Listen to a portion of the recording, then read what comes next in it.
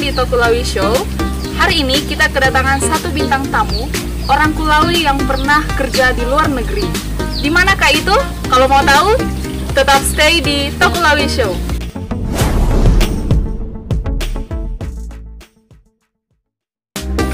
Halo guys, seperti yang saya janjikan tadi, di ruangan ini sudah kedatangan bintang tamu yang baru pulang dari luar negeri. Ya, hari ini kita akan tanya-tanya tentang dia, bagaimana kehidupannya di sana, apa-apa semuanya. Tapi sebelumnya, kita persilahkan dulu dia memperkenalkan diri. Halo guys, perkenalkan, nama saya Dewi Krisnawati Darwis. Pasti semua sudah tahu siapa saya, dari mana saya, karena saya orangnya pendiam, jadi semua orang pasti tahu saya. Oke, pertanyaan saya, pernah kerja di luar negeri? Di mana? Di negara apa? Pernah di negara Singapura. Asik, sudah pernah ke Singapura. Siapa yang mau ke Singapura? Oke, mungkin teman-teman di luar sana penasaran kehidupan di sana itu seperti apa. Terus apa yang dilakukan Dewi di sana? Ada beberapa pertanyaan yang tim kreatif sudah sediakan, tim kreatifnya Tokulawi Show. Pertanyaan pertama, alasan kerja di Singapura.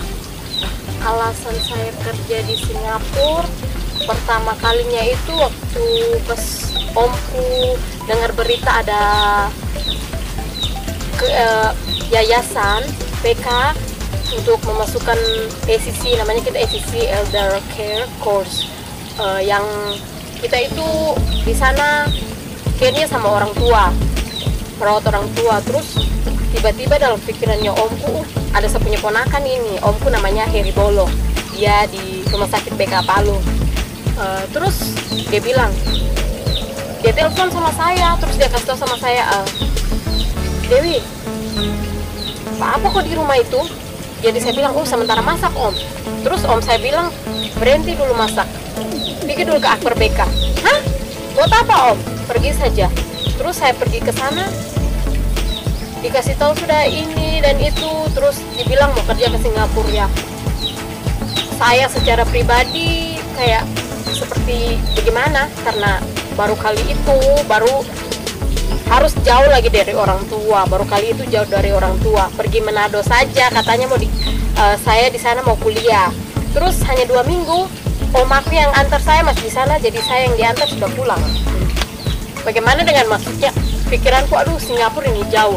Tetapi saya pikir-pikir lagi, saya ambil ini karena saya punya satu alasannya, itu ingin membahagiakan kedua orang tua saya. Karena secara manusia saya pada awalnya itu kayak sedih saya begini, orang tuaku banyak pergumulan begini. Tetapi saya bersyukur kepada Tuhan, lewat ini Tuhan pakai saya untuk bekerja di sana, dan itulah alasan utama saya untuk membahagiakan kedua orang tua saya. Ya, ini patut dicontoh teman-teman. Dia ingin membahagiakan kedua orang tuanya sekalipun dia tidak tahu di sana itu seperti apa. Itulah alasan saya. Oke, teman-teman, mungkin masih penasaran, dan saya juga sebenarnya masih penasaran. Masih ada beberapa pertanyaan. Pertanyaan yang kedua, kendala awal kerja di sana itu seperti apa? Kendala awalnya bahasa Inggris. Bahasa Inggris. Disuruh ambil sendok, diambil itu sponsnya cuci piring. Karena sendok kan spoon, jadi pikir itu spons cuci piring ini. Jadi pergi di dapur, lihat spons cuci piring itu yang diambil. Jadi kendala awalnya berbahasa Inggris. Terus berbagai negara di sana, jadi saya kurang begini, apa yang saya mau bikin ini?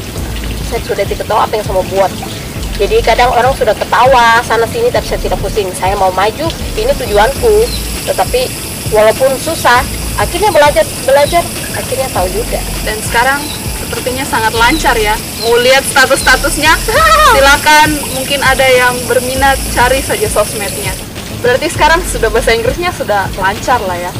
Bukan juga dibilang lancar, seperti lumayan lah. Ya, boleh tahu-tahu daripada sedikit. saya. Oke, mungkin teman-teman di luar sana ingin dengar sedikit Dewi memberikan kata-kata apa begitu, tapi dalam bahasa Inggris. Aduh, sulit juga ini. Kata-kata apa bagus ya? Kayak Kayak sekarang kan ada corona, terus yang simple saja. Kayak orang-orang bilang stay home, stay safe, don't forget to wash your hand, dan stay far from each other. Begitu dan Asik. Boleh tahu artinya apa? Soalnya saya tidak tahu artinya apa. Di rumah saja, terus tetap sehat, baru jangan lupa cuci tangan, terus jaga jarak dengan orang-orang. Itu ya artinya teman-teman bisa belajar dari bahasa Inggrisnya Dewi. Dan berikutnya mungkin teman-teman di luar sana juga penasaran, Dewi ini di sana kerja di mana? Oh, kerjanya di sana. Kayak kalau menurut pribadi juga waktu awal-awalnya itu kayak ada sakit hati, terus ada orang bilang, oh dorang tuh kerja sebagai ini dan itu. Tapi aduh, sudah diniat ini Tuhan. Akhirnya apa yang dibilang orang itu kayak kita orang sini cuma masih melihat sisi luar, tidak melihat sisi dalam, hanya bisa bahasa Inggris bilang cuma bisa judge people itu dan hanya bisa tebak sini tebak sana, terus bilang ini bilang itu tanpa lihat apa yang dia buat. Kita itu kerja di sana, iya memang rawat orang tua di Yayasan Bahala Keselamatan. Tidak juga dibilang rumah sakit, tidak juga dibilang panti jompo, karena alatnya juga di sana juga cukup. Tidak sepenuhnya seperti rumah sakit dia punya alat, tetapi apa yang dibutuhkan kalau ada darurat atau apa bisa. Di sana kita itu kerjanya untuk merawat orang tua, mengasihani orang tua, terus kasih makan orang, terus buat perawat-perawatnya kami kasih orang obat. Bukan kayak pikirannya orang di sini, orang kerja di sana di panti jompo begini-begini. Bukan juga panti jompo, bukan juga rumah sakit. Kita di sana namanya melayani orang tua di sana. Di sana ada perawat, ada asisten perawat seperti kami kan cuman di bawahnya perawat. Kami itu membantu perawat apa yang perawat butuhkan. Umpama kalau kayak ada yang perlu disuntik atau apa, ambil ini. Jadi kami bantu perawat di sana. Terus waktunya dorang makan, makan lagi, bantu perawat. Pokoknya kami kerjanya membantu perawat. Ya, itulah klarifikasi dari Dewi. Dia kerja apa di sana, apa yang dia lakukan di sana. Ya, pertanyaan selanjutnya, apa keuntungan kerja di sana? Terus hal-hal baik apa saja yang Dewi dapat selama kerja di sana? Kalau hal baik, keuntungannya kerja di sana yaitu bisa tahu bahasa Inggris. Terus bisa tahu orang-orang dan negara lain, contohnya seperti India, Filipina, Myanmar. Terus hal yang baik juga masih tetap bisa melayani di sana di gereja Bahala Keselamatan, di tempat kerja di sana. Terus bisa tahu juga caranya bagaimana apa nih. Kalau saya di pulau sini, bahasa Kulawi le. Nah, harona gigi rara. Itu tua toh, nenek aki kumoto. Tapi pas pergi di sana akhirnya sadar bagaimana kita harus urus orang tua begini, harus care sama orang tua karena ani kita harele me, hayun belo tapi tidak tua ta. Ani hirariele me, maksudnya mama tanah kasaran menjadi tato bagaimana. Kita ya di uruhi sudah bukan maksudnya mau hira-hira moto, tapi kita di itulah kesyukuranku bisa melayani orang tua di sana. Terus walaupun begitu tetap juga bisa melayani di gereja di dalam waktu libur, dan juga yang bagusnya bisa jalan-jalan. Seperti lihat foto-foto di Facebook saya kayak di Marina Bay apakah itu tempat jalan-jalan di sana, di Patung Singa itu juga bisa dibilang refreshing itu kah ya, seperti itu jalan-jalan. Terus boleh saling kasih masukan sama teman-teman bagaimana di sana. Terus kayak yang saya bilang tadi, boleh tahu bahasa Inggris. Jadi yang dulunya yang disuruh ambil sendok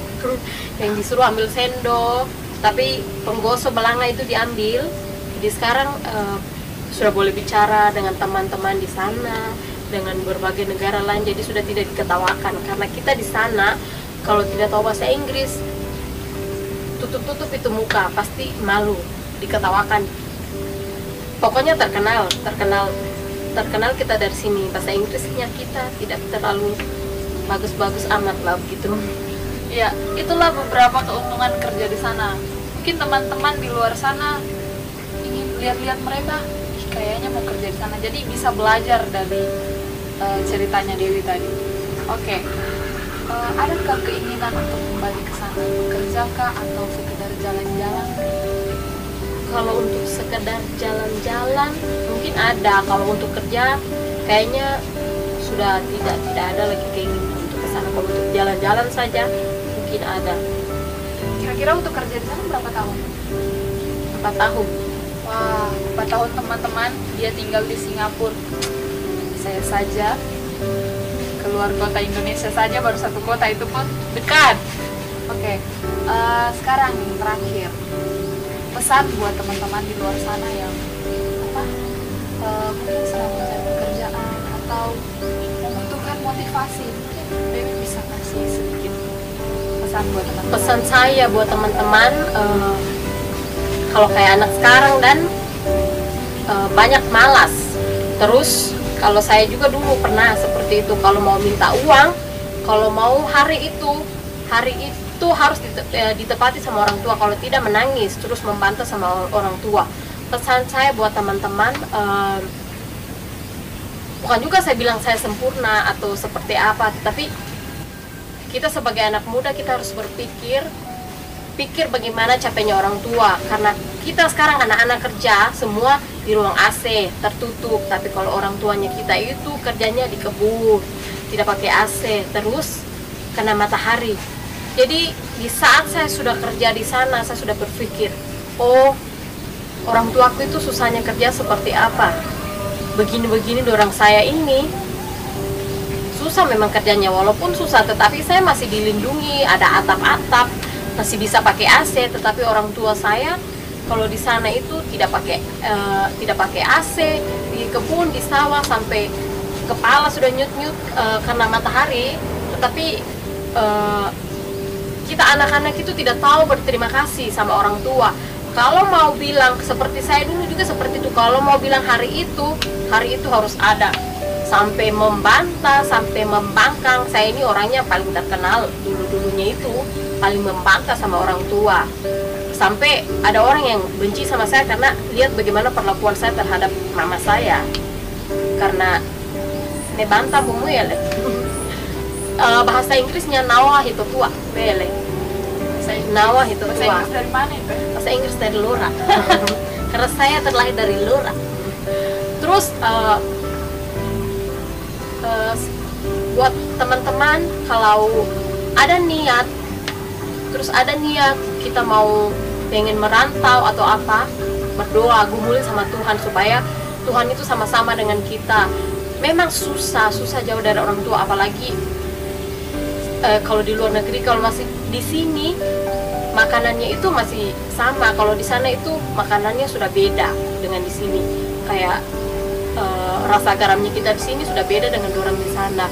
Tetapi kalau kita punya niat, apapun itu pasti kita bisa lakukan. Kayak mungkin kita niatnya kita, oh saya mau pergi dulu merantau, terus selesai itu saya mau kuliah, kumpul uang dulu mau kuliah. Kalau yang mau niatnya seperti itu. Terus kalau yang punya niat mau bahagiakan orang tua, terus pengen kasih bangunkan orang tua, mau rumah kah, mau apakah, belikan orang tua sesuatu yang berguna, entah motor kah, orang tua pakai pergi ke kebun. Tapi kalau itu diniati, apapun yang ada di pikirannya kita, maksudnya kita tidak bisa lakukan, oh ini susah itu susah, pasti bisa kita lakukan. Seperti yang saya bilang tadi, kalau kita sudah tahu caranya bekerja, caranya banting tulang, di saat kita sadari, di saat kita minta uang sama orang tua itu, kalau dibilang hari itu harus ada, pasti kita sadari dengan menangis, mencucurkan air mata, pikir, oh Tuhan saya punya diri lalu begini, pribadiku begini,